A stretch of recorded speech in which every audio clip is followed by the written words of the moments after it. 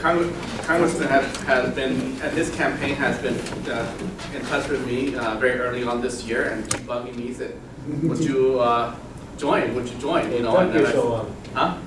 What took you so long? Oh, good talk. Well, finally we met, and we have been talking over the phone since November, but we finally met here at Record Cafe. You know, and it all comes down to the word equity. You know, that's what we're fighting for, equity. You know, and you know, you can talk about equity in education, you know, economic equity, and so forth. So. You know, we see eye to eye with that, and now, you know, and it's not so, setting a vision and having a leadership is important, but we have a responsibility to join in too. Because setting a leadership and goal, and if he's all alone and we're not doing anything, and just hold him accountable for everything, he said that's not happen. I had to take responsibility of equity as well. And so, Congressman, you know, and I see eye to eye with that, and you know, you're right. It takes me a little while, but you know, today is the right day, and I make that announcement. So, again, welcome, and I'll let the Congressman say a few words, and if any of you, you know, want to ask him a question, you know, about his what he stands for, this issue, or even tomorrow convention, Senate District Convention, feel free to ask. I'll pass the time to them. Well, thank you all for coming out, and again, thank you for believing in our democratic process. It's an honor for me. I'm humbled to have Senator Hur's endorsement. He's a man of integrity. He's around. He's a man of his word, and I said his reputation of leadership extends beyond his Senate district. And so one of the reasons was, yes, I wanted his endorsement to support our campaign. But what I wanted was his partnership to make sure we're improving our communities. I know he understands the issues in his Senate district better than I do. And the way we do these things together, as the Senator said, is set a vision together to try and make those things happen. And you can feel it in this Senate district, the strength of what is Minnesota, and trying to tackle those things we know improve everyone's lives. So I am grateful for that. Peggy Flanagan and I are grateful for that. And the Senator and I talked about this, that these campaigns and how you build your campaign are reflective of how are you going to govern. Who are you including in this? Who are you getting on board?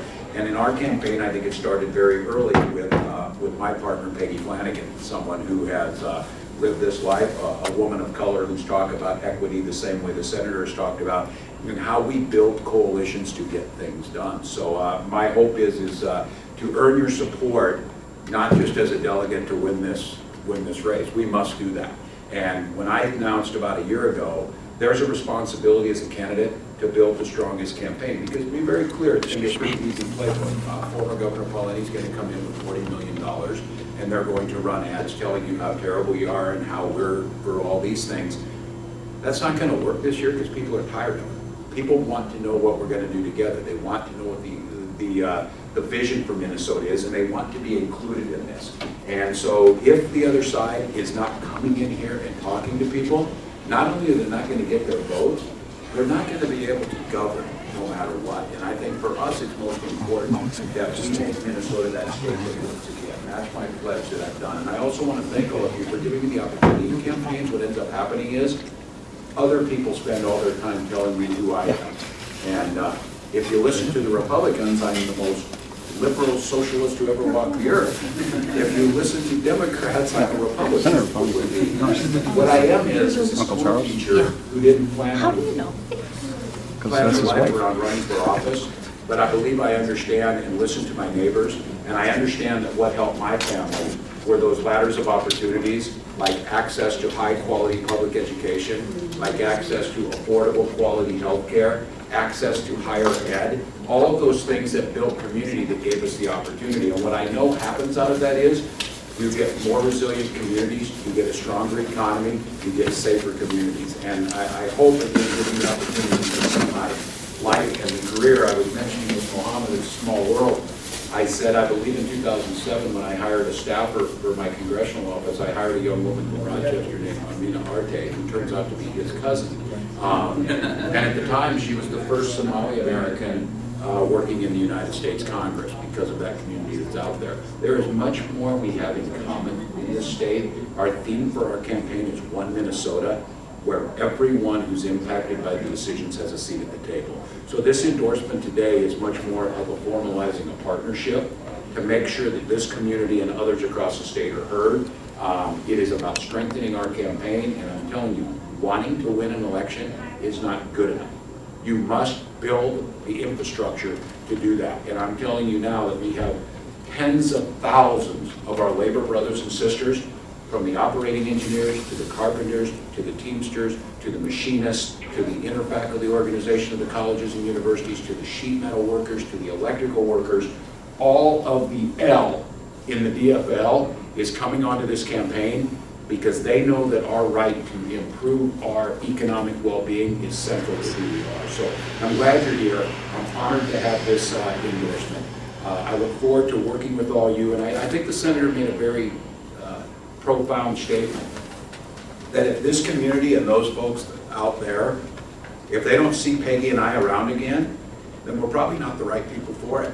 This is about being on the ground. It's about engaging people. And one of the things that I think the senator was very good at, and he's right in what I asked, it took time because I needed to learn is why it took time.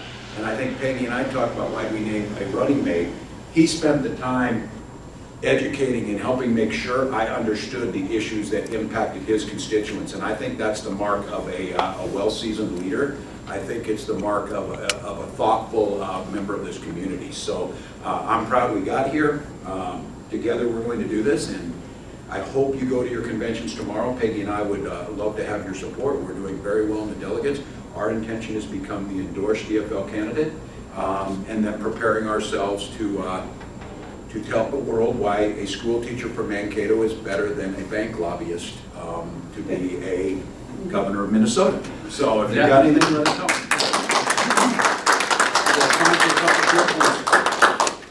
Any questions? How much time we have? I think We we have gotta had out. probably head out now, Yeah, but okay. we will be We're going back. over to Europe. You can't go a little I quickly. got a question though.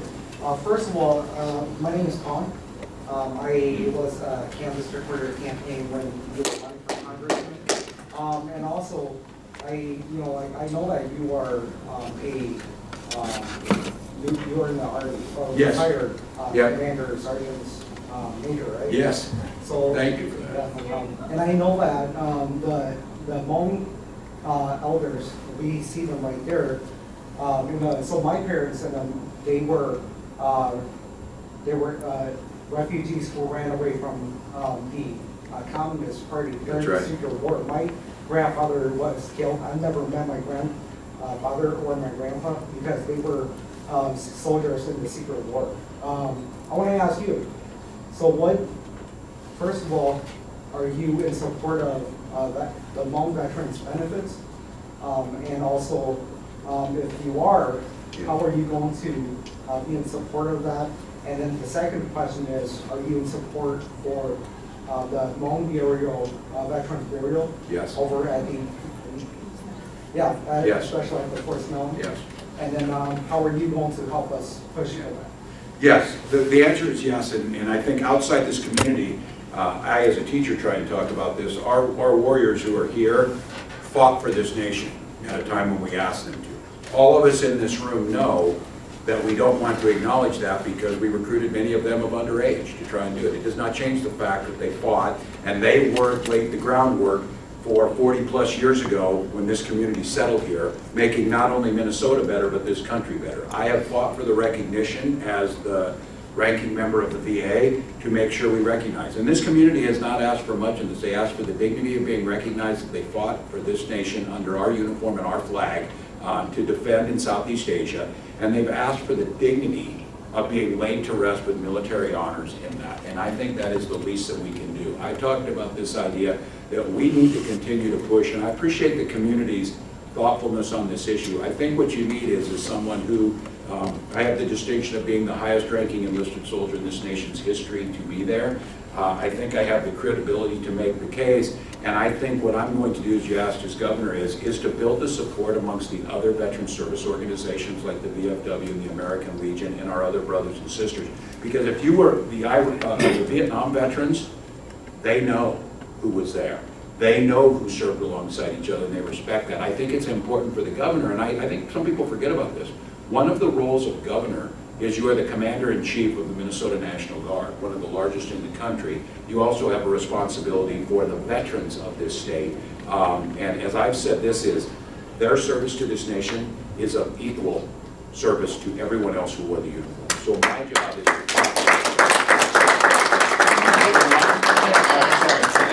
we're going to run over to our debate. Thank you all. Thank you. So, Wonderful. Thank you so much. we'll walk you out. Thank you for the question. Yeah. Critically